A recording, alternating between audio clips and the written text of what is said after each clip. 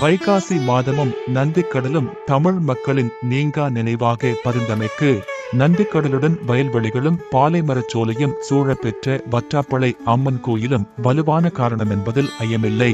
14 கீர்த்திகள் பெற்ற சிலப்பதிகார நாயகி கண்ணகி மதுரையை எரித்து வெஞ்சினம் கொண்டு சுற்றித் திரிந்த தருணத்தில் ஆங்கே வன்னியில் முல்லைத்தீவில் உள்ள வற்றாப்பளை என்னுமிடத்தில் மனம் குளிர்ந்து சீற்றம் தணிந்ததாக நம்பப்படுகிறது.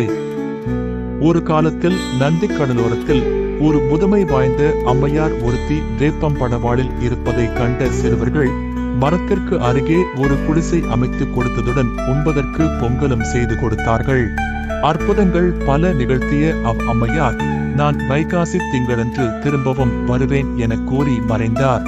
அன்று தொட்டு இன்று வரை ஒவ்வொரு வருடமும் வைகாசி மாதத்து பூரணையை அண்டிய திங்கட்கிழமையில் பொங்கல் வைத்து வழிபட்டுக் கொண்டிருப்பது இங்கே சிறப்பாகும்.